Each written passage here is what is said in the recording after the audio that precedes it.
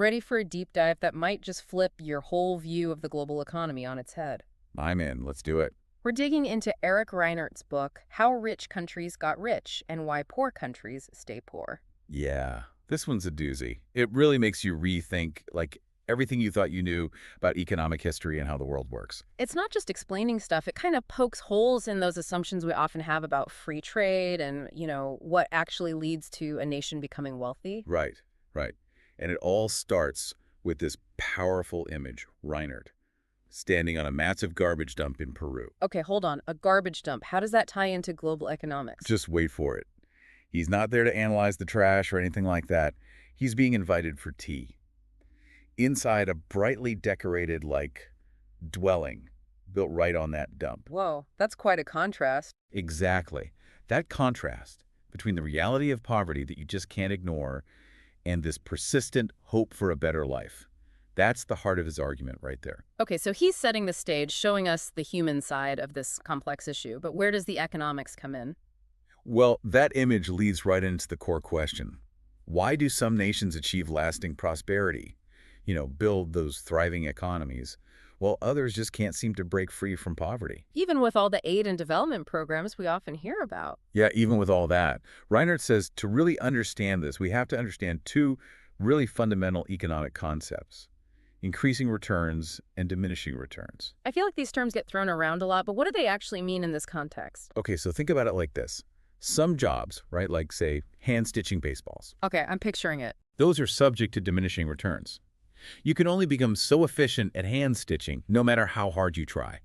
So even if you scale up production, like get a ton of people stitching, you hit a ceiling on how much profit you can make. Your resources, in this case, human labor, have a limit. So you're kind of running in place. You're working hard, but not really getting ahead in the long run. Exactly. But now compare that to something like, say, manufacturing golf balls. Right, different kind of ball game, literally. It requires technology, research and development, specialized skills. And here's the key. As you produce more golf balls, the cost per unit actually goes down. This leaves room for higher wages, further innovation. You can really invest back into the process and the people. So you're not just creating a product, you're creating an entire system that can generate more and more wealth over time. Exactly. And that's the key difference Reinert is highlighting. It's about the types of work a nation specializes in. Are they stuck in activities with diminishing returns, or are they equipped to engage in work that yields increasing returns? And this is where I think it starts to get really interesting, because Reinert argues that historically the road to riches for nations, that is, has never been about simply embracing free trade. In fact, he argues it's been quite the opposite. He says it's quite the opposite. It's almost like those Econ 101 classes kind of glossed over some seriously important historical stuff. Oh, you mean they weren't exactly telling us the whole story? Well, let's just say there were some pretty big omissions. Yeah. Reinert points to 6 key economic policies, right, Yes. used throughout history. From Henry VIII England way back when to the rise of the U.S., even South Korea. Yeah. And you want to take a guess at the common thread? Strategic government intervention. Ding, ding, ding. We have a winner. They all used actual government policies to shape and support specific industries, instead of just throwing it all to the whims of the free market. So not exactly the invisible hand guiding everything. Not so invisible, right? More like a firm hand on the tiller, steering things in a certain direction. Okay, I need an example. How did this actually go down in history? Give me the real-world version. Okay, let's rewind back to Henry VII. England, at that time, was basically a giant sheep farm. A sheep farm? Yeah, they were supplying wool to, the textile rock stars of Europe. Places like Florence, Italy. Those guys were all about that fine fabric life. Okay, so England had the raw materials, but they weren't the ones getting rich off the finished products. Exactly. And Henry VII, he recognized that. He's like, hold up. The real money, the real engine for growth, it's in the making, the manufacturing, not just shipping off the fluffy stuff. So what did he do? Did he, start a marketing campaign? Make more stuff, England? Not quite. This is Henry VIII we're talking about. He went full strategic. Taxes, subsidies, even straight-up bans, all designed to boost England's own textile industry. He basically tilted the playing field, to favor domestic production over just shipping out raw wool. Wow, talk about a power move, especially in a time when everyone was supposedly all about those free markets. Right, and get this, it worked. England's wool production boomed. Meanwhile, Florence, who was, kind of hooked on that English wool, their textile industry started to tank. Ouch. So it's like a domino effect. One nation's policies rippling out to impact others. Exactly. And this wasn't just a one-time thing.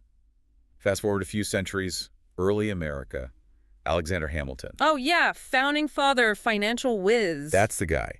He was all about tariffs and policies that protected young American industries, even if it ruffled some feathers with the whole free trade crowd back then. So going against the grain, just like Henry V.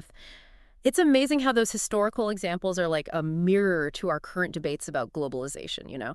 It makes you wonder, are we setting developing nations up for failure by pushing them to play by rules that, well, the wealthy nations never really followed themselves? Million-dollar question right there. And that's where Reinert's critique of the invisible hand comes in, right? He argues that those standard economic models, the ones assuming it's a level playing field and everyone's got an equal shot, they miss some big realities about technology and power dynamics between nations.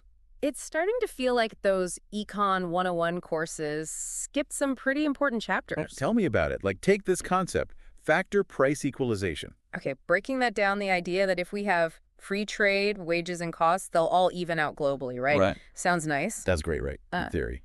But Reinert is like, hold up, that's not how it actually works. Yeah. He says it just doesn't hold up in the real world. Because not every country has the same resources, technology, access to markets, all of that. Exactly. He's saying that whole framework, it ignores how technological change plays out. It's not equal for everyone. And it definitely ignores the power dynamics between nations. It's not just about opening up markets. It's about what you're equipped to actually produce and sell in those markets. So how does a nation position itself to actually thrive in this globalized world? What's the secret sauce? Reinert uses this really cool analogy. He calls it the flying geese model. Okay, flying geese. I'm intrigued. So picture a flock of geese in your mind, right? The lead goose, that's your technologically advanced nation, the one at the forefront. They're constantly innovating, moving up that value chain. Right? Climbing to new heights, leaving the others behind. Not exactly. As that lead goose sheds older industries, the ones that aren't so profitable anymore, the geese behind them, the developing nations, they can pick those up. It's like a hand-me-down, but in a good way. It gives them a foothold in that global market. Okay, so it's like a step-by-step process. You don't have to start at the very top. You just need to find your place in the formation. Exactly. But there's a catch. It's not just about, passively following behind. It highlights how crucial it is for nations to be ready to evolve, to shift those industries as technology changes and, global demand shifts too. Like you have to keep flapping to stay in the air, to keep up with the flock. Yes, it's like a relay race. You have to be ready to run your leg when that baton gets past you. Okay, so evolution is key. But what happens if a country gets stuck or, I don't know, misses their cue? Well, to really highlight how badly that can go, Reinert points to the Morgenthau Plan after World War II. The idea was to deindustrialize Germany to, prevent future conflict. So by trying to cripple their industrial capacity, it would, I don't know, keep them from becoming a threat again. Exactly. Except it backfired big time. It caused economic devastation, social unrest, the whole thing. It's like the saying goes, idle hands.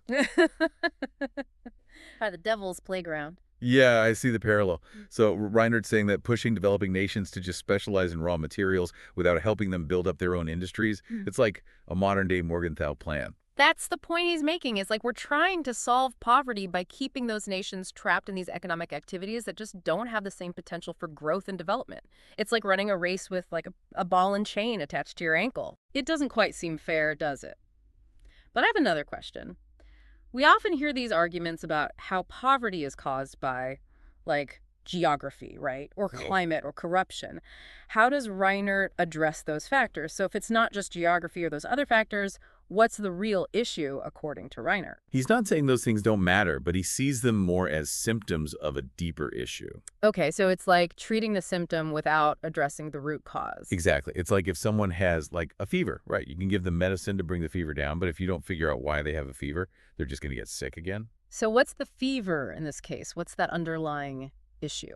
He argues if a country is stuck in that position of just exporting raw materials, no real industrial base, they're just way more vulnerable to exploitation, to bad trade deals, even internal corruption, all of it. It's like they're stuck in this cycle they can't break free from. Right.